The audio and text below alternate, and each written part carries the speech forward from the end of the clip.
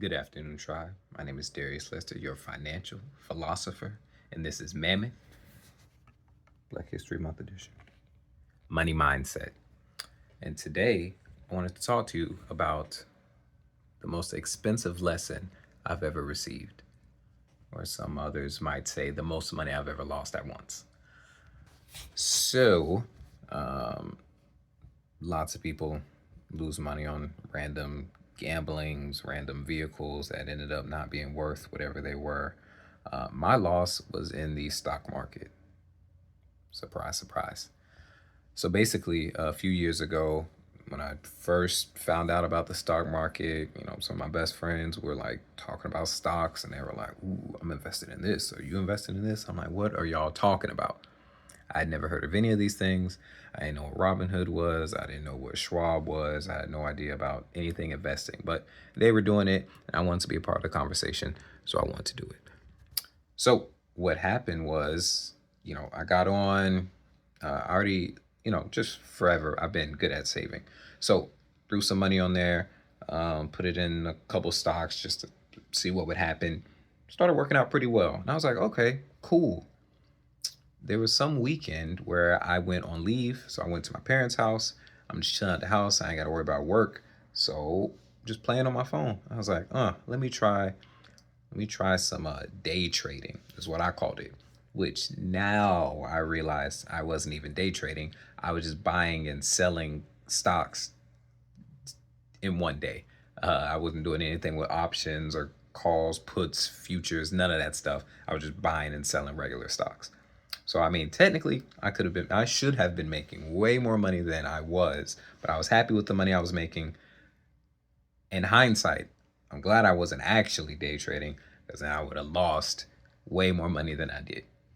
So what happened was I'm just buying stuff, selling stuff every day, and I'm making about a grand. I'm making about a grand a day.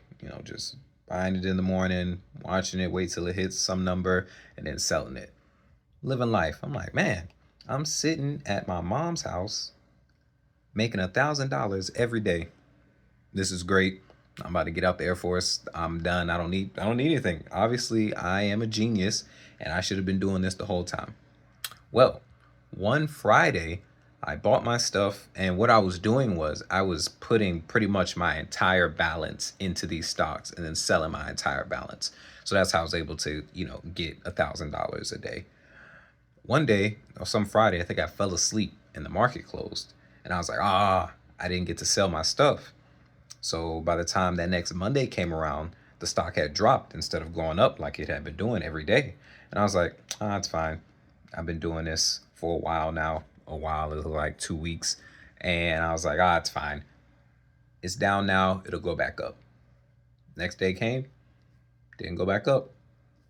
Next day, still didn't go back up. Next day, went up a little bit, but from all the previous days, I'm still negative. And I was like, well, I don't want to, if I don't accept the loss, I'm not actually negative. So I'm just waiting for it to go back up. A couple weeks go by. Now I'm down a good, you know, seven, 7 grand, something like that. I'm like, well, guess I'm just here. They say you got to be patient. So I'm just waiting. Long story short, I kept waiting and I did not stop waiting until I had lost $32,000. 3200.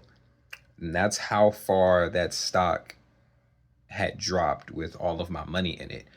And at that point, I'm about like, half of my money is just gone, freaking pixie dust. I finally sold it and was like, I'm never touching the stock market ever again. Right? Took all my money out, closed the app. I think I removed the app. I was like, I'm done with this. I can't believe I just did that. And honestly, it wasn't until maybe a year or two later, I met another gentleman, Westing. He actually showed me what safe stocks were, what unsafe stocks were. Told me about the S&P 500, told me about Apple, Google, so on and so forth. Told me about stock splits, and they was like, "Yep, I just get this and this and this, and I wait. This stuff is about to split." If you go grab some of this now, your money's gonna go up because it's gonna be cheaper. It's gonna be a lower barrier to entry. And I was like, sure, man. But honestly, he did. He taught me a very good bedrock of information that I trusted enough to put my money back into the stock market.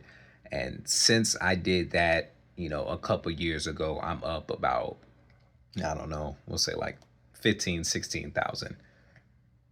I am still not where I need to be, but my goal now is to not put any more money into it, but I want to earn, well, not that account. I have some more money I'm putting into a different account, but that account specifically, my goal is to not put any more money into it and to get back to my original starting total. Basically, since the stock market took all that money from me, I then need to earn all that money back through moving stuff around in the stock market. So, I'm just investing in some surefire companies long term, mostly technology, a tiny bit of medical, and of course the S&P 500, because why not? And then I also recently started doing leaps, which is just like long term option calls. And those so far are working out decently for me. Yep, but I'm planning on just doing that until I get back to that number. I'll probably go higher, but that's my goal right now, is to recoup that money. So that's it. Is there a lesson from this? I suppose if there was a lesson besides me just sharing uh, the most money that I've ever lost, is don't just jump into stuff because you hear people talk about it and you think it's gonna make you money. Actually do research on it, learn what it's about, and how risk tolerant you are, and what your goals are for doing that, and how long term you're planning on doing it for. Then jump into it. Because they say patience is good, but patience is what lost me all my money. But it's not really patience, is that I was being patient with a bad product. If I would have had one of these, top 10 companies, and I would have held that, I'd be fine. Regardless of which of the top 10 I would have held, if I still would have had it right now, I'd be positive. So that's just my little 2 cents. Again, this is Darius Lester, your financial philosopher, and this is Mammoth. Happy Black History Month. Money Mindset. Thank you.